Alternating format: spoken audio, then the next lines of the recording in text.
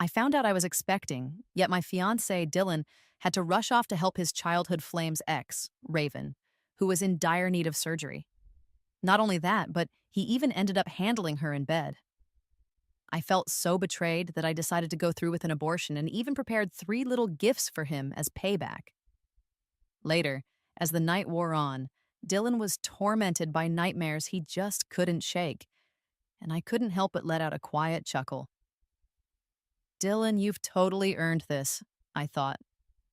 At a celebration meant to mark our anniversary, Dylan raised his glass at me with an affectionate grin. Tara, happy anniversary, he said. I clinked my glass with his, though I didn't drink a drop, before he was cut off by his ringing phone. He glanced at the caller ID, hesitated, then dismissed it with a brief text. Tara, what did you want to say? I asked, noticing the screen. It turned out it was Raven calling, and my stomach churned. I'd planned to share my pregnancy news with Dylan once I felt better, but now his smile hinted that he was keeping secrets. The phone rang again, insistently this time, and with a pained expression, Dylan answered. Almost immediately, he jumped up in panic, knocking cutlery to the floor with a clatter. The speaker blared Raven's gentle voice. Sorry, Dylan, for ruining your anniversary with Tara, but I'm really feeling awful. I need to get to the hospital. I'm all alone and need someone by my side. His explanation was sincere enough. After all, Raven was Dylan's childhood sweetheart, and their families had always been tight. Before I could even react, Dylan grabbed his car keys and bolted out the door. I'm sorry, Tara. I'll make it up to you later, he mumbled, leaving me in a restaurant packed with couples and prying eyes, where even the food tasted bland. When I got home at 10 p.m., Dylan still hadn't returned. I checked my phone, nothing from him. Then, moments later, I saw an Instagram update from Raven. A photo of a hospital corridor featuring a tall figure waiting in line captioned, Feels like going back to those days. Whenever I need you, you drop everything and come to me. I stared blankly at the screen. Raven wasn't just Dylan's childhood love. They'd even had a fling back in high school. Back then, I was nothing more than a secret admirer of Dylan. Later on, when we both got into the same college, Raven's grades had suffered, so she and Dylan settled for a long-distance thing. During our sophomore year at a club dinner, while Dylan was smiling and drinking steadily, he suddenly blurted out, Tara, have you been crushing on me in secret? Want to be my girlfriend? I was over the moon, even if his sudden confession seemed a bit off. Over time, Dylan also comforted me during some pretty dark days. I was tutoring when a lecherous parent harassed me, and in my panic, I ran until I finally broke down in tears. I called Dylan, and without hesitation, he rushed over, coaxing me to stay in a busy place. He even treated me to a hot chocolate and drove me to report the incident to the police. Later, at the station, I learned he was burning up with fever and needed injections at the hospital. The moment I called, he dashed over with a needle in hand. I was touched and felt guilty all at once. And as he ruffled my hair, he promised, You're my girl, no matter what, I'm always going to be there. But now it felt like I was the one being left behind. At around 5 a.m., Dylan returned home. Seeing me sitting on the couch, he looked a bit awkward. Tara, can't sleep? He asked, noticing how cold my hands were. I shook my head in response. Then he knelt by me, taking my hand, and said, Your hands are freezing. Grab another layer. By the way, how's Raven doing? Dylan's brow furrowed with concern, still unsure if she needed another checkup that day. I'm going to drop by the hospital after work, I replied. He paused, nodded, and quickly added, Tara, don't sweat it. I only see her like a sister now. Later, after work, I went to the hospital and caught sight of Raven playfully teasing Dylan. Dylan, you know I hate apples. I'm not eating them, she protested. But Dylan was insistent, peeling and dicing an apple into tiny pieces, skewering them with a toothpick before offering it to her. You never liked fruits and veggies anyway. Your weak resistance got you sick. You need your vitamins, girl, he said. Despite Raven's protests, she eventually took a bite, saying, Man, I envy your girlfriend right now. If it weren't for this illness, I'd have missed your careful attention for so long. Whether he was thinking of me or just lost in nostalgia, his chuckle as he spoke struck me like a dagger. I tried to slip away, but Raven spotted me. Tara, long time no see. We were just talking about you. Come on in, she chirped. I froze at the doorway as Raven snapped at Dylan. What are you waiting for? Hurry up and cut some fruit for Tara, too. Dylan hurried over. You done? He asked, and Raven replied, I've got the car. We'll head home in a bit. I looked up at him, and his expression seemed so natural, as if nothing was off about feeding Raven so intimately. I nudged Dylan aside and said, Hey, remember you had that friend Zoe around? Dylan, since you're a guy and sometimes things get awkward, why not call her over to look after you? It'd be way easier. Raven's face betrayed a hint of guilt before she quickly brushed it off. Sorry, Tara. Dylan's always taken care of me since we were kids. I'm used to it. I'd lost touch with Zoe long ago. Now I only knew people from around here. Dylan frowned and cut in. All right, get some rest. Then he turned to me and said, Tara, Raven's the patient here. Don't be so touchy. Their mixed signals made me feel strangely at fault. My eyes stung and welled with tears. Maybe it was all these hormones from being pregnant, but I refused to show any weakness. I dug my nails into my palms and coldly said, Dylan, if you care so much about your ex, why don't you just get back with her? Let's break up.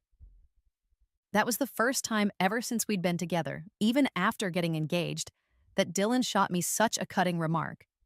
I couldn't accept it. Over the years, through every trial, he'd always been by my side. I remembered how whenever his mom invited me out for coffee and bluntly mentioned they needed a daughter-in-law who'd keep the family warm and close, implying that Dylan and I might not be a good match, he'd silently take my hand and whisk me away regardless of what anyone said. In my whole life, I had only ever had one Tara in mind. I never knew what Dylan told his folks afterward, but when they saw me again, their attitudes softened considerably. Being with him for so long had made me tougher. Otherwise, I might have just walked away. Yet I couldn't fathom why Dylan, who'd once been so protective and never allowed anyone near me, suddenly couldn't maintain his boundaries with the opposite sex. Or was it just that Raven held a special place for him? When I blurted out break up, Dylan immediately panicked. He caught up to me, grasping my hand and not letting go as he pleaded, Tara, I'm not saying anything else. Don't talk about breaking up so lightly. Raven then looked between us and said, Tara, sorry for the misunderstanding. I'll keep my distance from Dylan. Don't let it come between you two. After that, she got out of bed, closed the ward door behind her, and shouted, Hurry up and comfort your girl. You're never this clueless. I almost burst out laughing at the absurdity. Every word felt like unwanted advice, yet she spoke to him so intimately, as if reminiscing their sweet past. On the drive back, Dylan suddenly looked hurt and murmured, When you said break up, my heart nearly stopped. I insisted, I have nothing to do with Raven. I stopped caring about her the moment she had her surgery. Suddenly, I realized I'd never noticed this other side of Dylan before, probably because Raven had been off the scene since we started dating. I sat silently in the passenger seat as he tried apologizing, but I couldn't bring myself to reply. Growing impatient, he snapped, Can you stop making a fuss, Tara? Why are you competing with a patient? Should I just ignore her so you're happy? Before I could answer, a stray dog darted across our path and Dylan slammed the brakes. I lurched forward, my heart tightening, and then turned pale and nauseous. I rolled down the window, leaned out, and vomited. Dylan quickly patted my back, offering tissues and water, asking, Tara, you okay? Is it your stomach acting up? I wiped away my tears from vomiting and couldn't help but chuckle darkly. Here I was, the pregnant one. And Raven was the patient. Regardless of what ailment Raven had, it wasn't caused by Dylan. I was his fiancée, the one he was meant to care for above all, yet he'd been off chasing old flames. Maybe it was just some dinner-induced food poisoning. Before we reached home, Dylan helped me settle onto the sofa and went to fetch my usual stomach medicine from the cabinet. As I took it, he headed to the kitchen. I pretended to be headed for the bathroom instead, discreetly spitting out the pill and flushing it away. Not long after, I caught a whiff of his famous porridge, the one he'd mastered after we got together, even though he wasn't much of a cook before. Porridge was his signature dish for soothing upset tummies. Just as a little warmth began to creep in, I heard him deliberately close the kitchen door, lower his voice, and answer a phone call. No surprises. It was Raven calling again, her muffled words about a relentless stomachache and not being able to shake it off clearly audible. Soon, Dylan re-entered carrying the porridge and gently told me to eat slowly. Tara, there's a contract issue at work I gotta handle now, he added, the firmness in his grip on the bowl revealing his determination to treat this as nothing more than a late-night snack for overtime. Under the harsh fluorescent light, his expression remained open and honest. I managed a small smile and said, "All right, don't work too late, come back soon." As he reached out to tousle my hair like always, I dodged his touch with a playful twist of my head. Surprised, he stammered, and I replied with a forced grin. "You better get to it, don't dawdle." After he left, I checked our shared location on my phone and trudged over to the hospital. Not long after, Raven updated her Instagram with a caption about heartwarming porridge that was totally bomb, and I couldn't help but dump the rest of the porridge down the trash. In that moment, I almost wanted to tell Dylan about my pregnancy. But seriously, isn't it a guy's job to let his fiancée know he's off visiting his ex in the dead of night? My heart slowly began to chill. Despite all the beautiful memories I once shared with Dylan, I had to admit that something had changed. Ironically, it was at that same top-tier hospital, where I'd first learned I was pregnant, that I was forced to face these shifts. The gynecologist even said, "Keep your mood happy, Tara. The HCG value's not going to fix itself." And as I left, I couldn't help but wonder if these wild mood swings were all just a sign of the times. That weekend, while the hospital buzzed with activity, I spotted Dylan and Raven together in the crowd. Dylan was carefully supporting a smiling Raven, and I even noticed a subtle blush on his earlobes, a telltale sign I'd learned long ago. I overheard a nearby girl whisper to her boyfriend, "Look at them, such a cute couple." I watched them until they came straight toward me. When Dylan saw me, his smile instantly froze, and he abruptly let go of Raven. "Today, Raven's meeting with the doctor about her surgery," he stammered, "so—" I cut him off with a cool smile. No need to explain. Yet Dylan looked completely flustered, almost as if he'd just remembered something urgent. "Tara, are you okay? Is your stomach acting up again? Have you been tested?" His rapid, anxious questioning drew curious stares from everyone nearby. Even a nosy couple started whispering, "Is this your boyfriend?" The girl's tone was snarky as she teased, "Don't tell me you're leading a double life." I simply nodded, "Yeah, he's my fiancé," while the girl exaggeratedly clutched her mouth as if she'd just realized, "Oh snap, double trouble." More people turned their attention our way. Dylan's face darkened as Raven bit her lip, frozen in a moment that looked far too forced. Finally, Raven softly called Dylan's name. "Dylan, I'm feeling really off." Her face was pale, with beads of sweat that weren't fake at all. Instead of rushing to her aid as before, Dylan glanced at me. I managed a smile and said, "How about we call a nurse?" Instantly, Raven's eyes filled with tears as she looked at Dylan, her voice trembling. "I'm gonna head back to rest. Dylan, you better not come after me post-surgery or Tara's gonna get the wrong idea." With that, her slender figure faded into the crowd. Dylan didn't follow. Instead, he squeezed my hand tighter, almost painfully so. Later that night, Dylan set a lavish table full of mouth-watering dishes. "Tara, once Raven's surgery is done, I promise I won't ever see her alone again. You can't forget about her, right?" He paused, then solemnly declared, "Tara, you're my future wife. I only love you." I managed a non-committal smile, thinking, man, a liar's got to swallow 1,000 needles. After Dylan dozed off, his phone lit up again. Likely from the stress of work and all the Raven drama, I quietly snatched it up. I was checking my messages on my birthday when a text from Raven popped up. "Dylan, guess what I was thinking about in the hospital lobby today?" Her message continued. "If we hadn't split on the second day of sophomore year, would you be able to take care of me properly now? I'd never be seen as a shameless homewrecker." I was stunned. It took me back to that chilly night when Dylan first confessed his love during a club dinner. I felt like I'd been plunged into an icy cave. Even though I knew Dylan was with me because he'd broken things off with Raven, I never expected the gap between the two relationships to be so damn short. Or maybe Dylan had chosen me just to spite her from the start? As I stared at the message, my heart sank a little more with every word. I set the message back as unread and stayed awake until dawn. The next morning, Dylan woke up and gave me a peck on the cheek, saying, "Good morning, Tara." I couldn't hide the disgust bubbling up inside me. His face changed immediately as he tried to speak, but I interrupted, "I'm not feeling well. Can you take me to the hospital?" Dylan obliged, driving me to a different hospital. Apparently, news of our 7th anniversary had passed for over a month, and the father of my child had finally gotten wind of our happy celebration. I watched him eagerly declare, "Tara, I'm so stoked. You know I've always been into kids and I really want our family to grow." I remembered Dylan's little sister, whom he adored, who sadly passed away before she could even speak. When Dylan convinced his mom to accept me, he'd mentioned, "If little Emily were still alive, she'd be about your age now." His mom had then said, "You've already lost one sister. Why treat another girl who's lost her parents any differently?" From that day on, Dylan's mom treated me with a whole new attitude. Later, the doctor reminded Dylan, "Pregnant women need extra care. You're the baby's dad, so you better step up." Dylan nodded quickly, but his phone rang once more. He hesitated, then declined the call. "I was being generous. Is that Raven?" "Why didn't you answer? What if something happened to her?"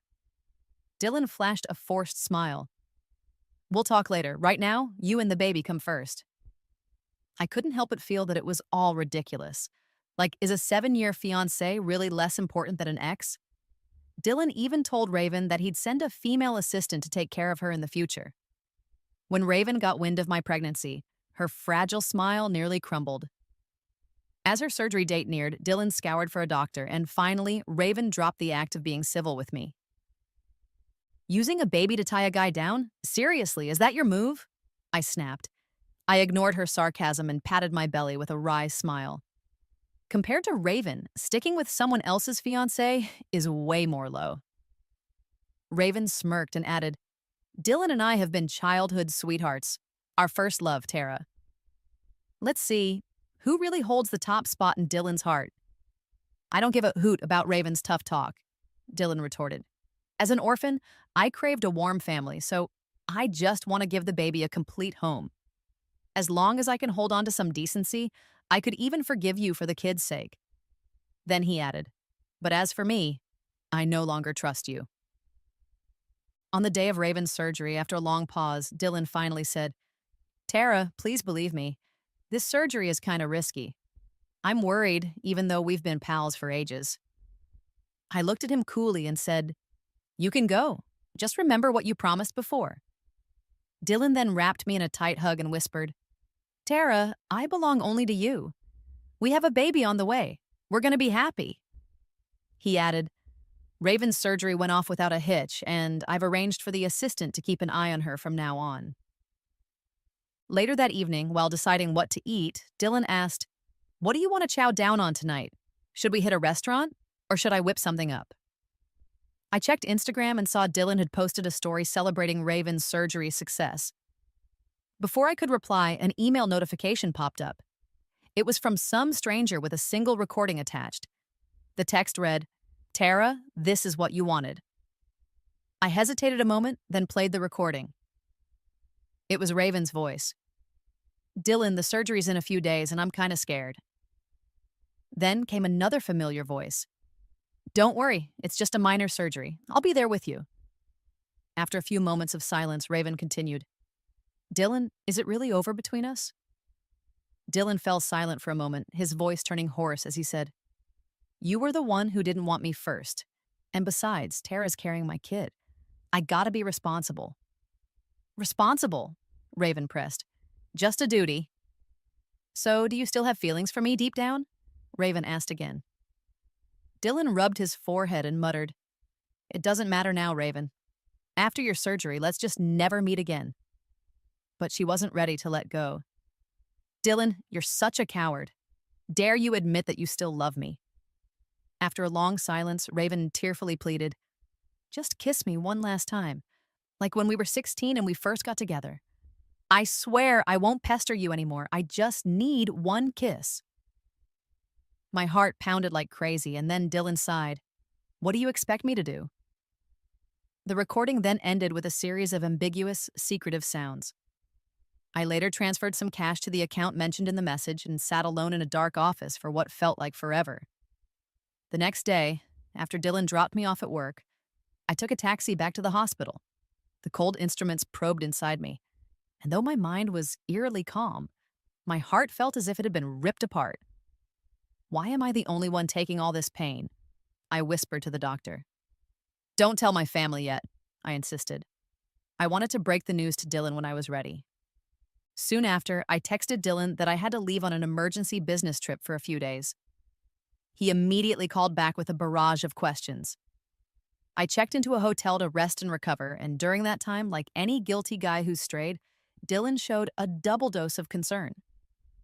10 days later, I came back home, and Dylan was busy in the kitchen preparing all sorts of pregnancy-friendly recipes. He even enrolled in a nutrition class and spent hours regaling my belly with all sorts of prenatal advice he'd scoured online.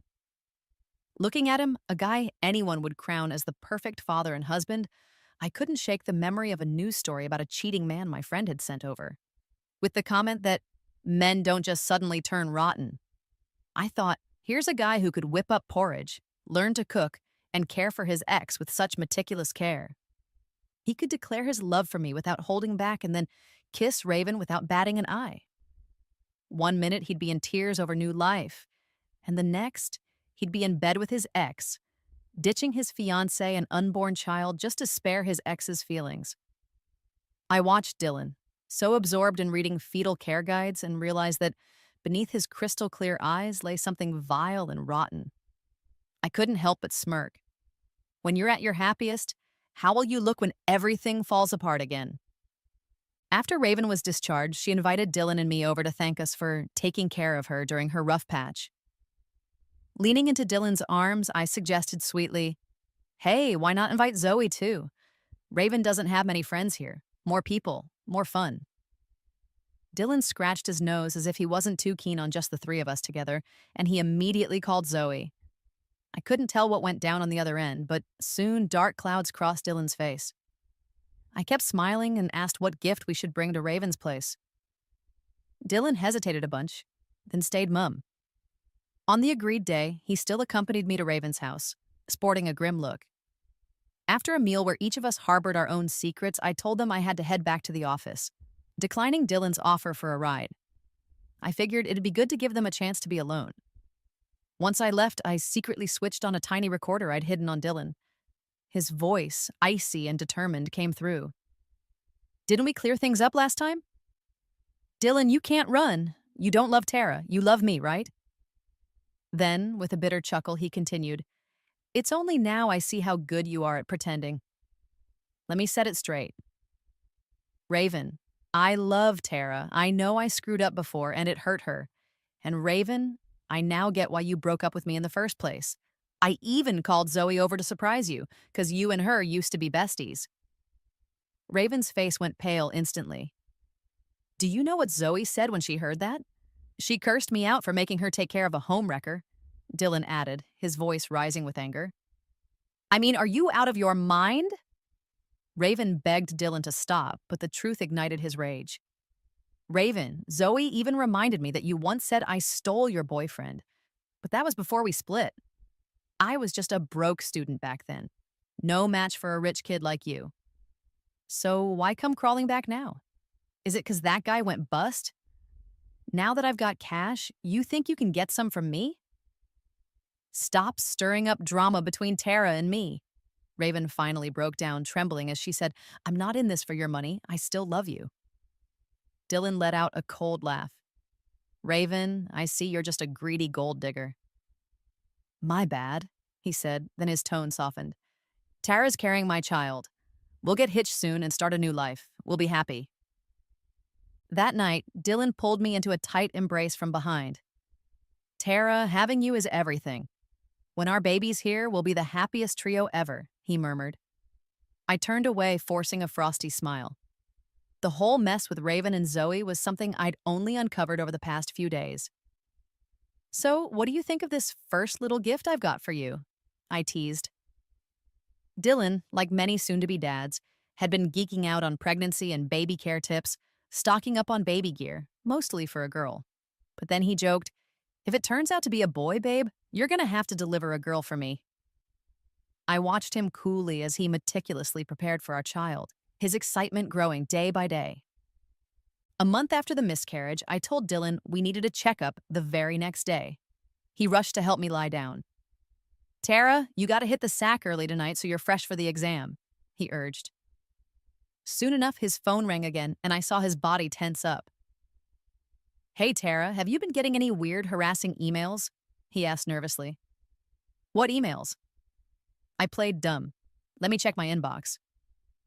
"Nah, don't," Dylan snapped suddenly, then made up an excuse. "Blue light's not good for you or the baby. There's too much scammy junk these days." I handed over my phone obediently and pretended to sleep as I heard him slip out. When I finally peeked again, the email I'd sent to myself from another account was gone. On the way to my checkup, Dylan was humming like he'd been reborn, tuning into a radio station where a soft female voice was dishing out tips on caring for pregnant women.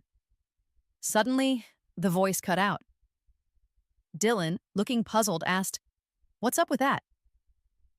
Before he could check, a familiar voice came on. Dylan froze for 2 seconds, then frantically tried to shut off the radio, but couldn't. He pulled the car over, turned to me with panic in his eyes, and pleaded, "Tara, it ain't what you think. Let me explain." As that all too familiar, secretive conversation played on, I staged the performance of my life, screaming, crying, even with fresh blood streaming down. My best friend, who'd been waiting for this moment, forcefully pulled me out of Dylan's car, leaving him with nothing but my tear-stained pale face and crimson smudges on a white dress. In the chaos that followed, Dylan got the second gift I'd planned. I later lay on a hotel bed while Dylan kept calling and messaging. "Tara, where are you? Please, I need to see you. Is the baby okay? Should I take you in for a checkup?" I had blocked his number, but he'd call from different ones as I'd changed all my contacts. A well-connected colleague even messaged me, hinting that Dylan had shown up at work like a madman, desperate to get in touch. By the time he found me, months had passed. His gaze lingered on my face before sliding down to my flat stomach, and then a slow, unsettling smile cracked across his face. "Tara, where's the baby?" I replied casually, "It's gone. The baby miscarried." Dylan's body swayed, barely able to stand. I gave him a cold look and said, "Dylan, do you need reminding of what you did?" He looked pitiful, yet I felt nothing but a deep chill. "You just craved that family warmth and that tender vibe? During your old fling, did you ever think about your fiancé and our child? But what burns me most is not even her. If you didn't want to be with her, you never should have done this, Dylan. You killed your own baby." He opened his mouth to protest, but no words came out. After a while, he buried his face in his hands, silent tears falling as he sobbed uncontrollably. I turned away, numb. If there was ever a problem among us, it was that I'd let Dylan hurt me over and over without really pulling away. "I'm sorry, baby. It's all my fault," I whispered. "But I can't let this blood burden my body. If you still want to be part of my life, you better come to my dreams and tell me it's okay." Not long after, Dylan appeared again, thin, with sunken eyes, and he knelt before me. "Tara, please, give me another chance. We'll have kids. I'll make it right, I swear." He knelt there, eyes locked on mine, waiting for judgment. I couldn't help but laugh and say, "Sure, but you gotta earn it first." Desperation crept into his voice. "Tara, I'll do anything." I led him to the hospital. Coincidentally, the gyno department was running a live demo on pregnancy termination procedures. Holding his hand tightly, I watched as the doctor demonstrated inserting various tiny rods one by one. I could feel Dylan's hand turning ice cold, but I wasn't about to let him off easy. Leaning close, I whispered, "It was your own hands, Dylan. You made our baby suffer. It hurt, and the little one must have been in agony. Maybe it was a girl." His eyes went dead, as if his very soul had been drained. I then approached his parents about a divorce, but his mom insisted on a meeting. She pleaded, "Please forgive Dylan," but I only said 2 short sentences, recounting the pain of losing a child. A pain that, as his auntie endured for 20 years, She'd understand all too well. If Emily had been taken from us, would you forgive the murderer? I asked. His mom mumbled a few words, and I couldn't help but smile bitterly. I won't forgive Dylan. Never. As the conversation wound down, someone emerged from the tier room, a final act from Dylan himself. He was laughing and crying at me, saying, Tara, if you don't forgive me, I just can't forgive myself. After that day, every night turned into a nightmare. I dreamed of our baby, all bloody and crying. Mutual friends called, telling me how Dylan was spiraling, taking too many meds, too scared to sleep because the vision of our blood-stained baby haunted him. It wasn't just insomnia and nightmares anymore. It was time to hand Dylan one last, final gift. I pulled out my phone and dialed a number. Zoe, you around? Want to meet up? Even after all these years, Zoe was still the same.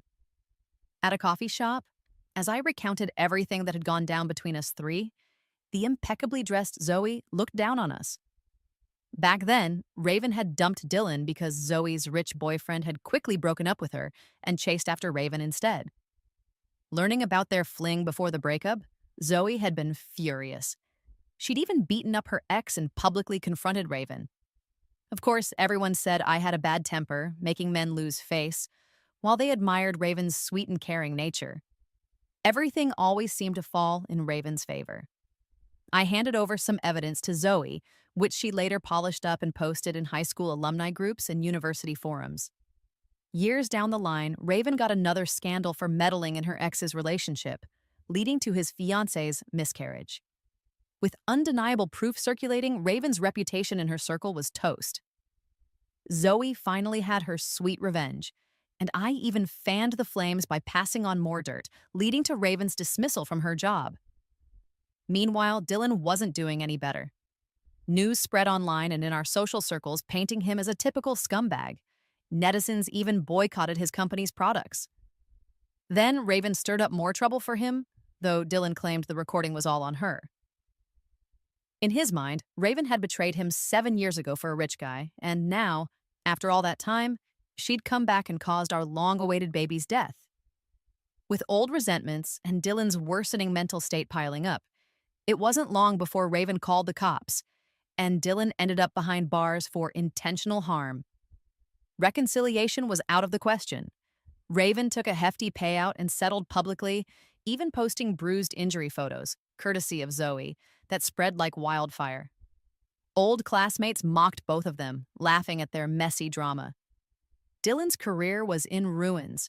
His business partners had been itching to boot him out, and soon enough, he was forced to resign. After that, Dylan would text me from multiple numbers, sending me pictures of empty bottle-strewn tables and ranting about his ruined life, his mental state crumbling as he begged me to forgive him. It was almost laughable how his social circle, family, and career were falling apart, all because he couldn't keep to a moral code. Seeing Dylan spiral further, I decided to give him one last gift. I called him up and laid out all the truth. After a long, silent pause, he asked, "So, when I was learning about childcare, buying toys and clothes, our baby was already gone, huh?" Everything had been his fault. If only he had some decency or ethics, we wouldn't have ended up here. Dylan, you talked so much about me that I wouldn't even want a child with your inferior genes in this world, you feel me? I said, expecting him to fly off the handle. Instead, he began begging, "Please, Tara, I know I messed up. Do whatever revenge you want. I've got nothing left. Just don't leave me." The baby can't come back, so Dylan, we're beyond repair, I stated, and then awkwardly changed all our contact info, thinking that would settle things. But then the police showed up at the main office where unopened baby products and toys were piled high. I saw Dylan's body lying peacefully, eyes closed like he was just sleeping. The police questioned me, saying his last call came from my number, and then handed me a farewell note meant for me. I skimmed the tear-stained letter, stopping at the final line. "My suicide isn't anyone's fault. I'm not worthy of life. Mom, Dad, I'm sorry. I offer my life as penance for our baby, but Tara, you must live on. Find your own happiness. Regrets are useless." I tossed the note in the trash and walked out.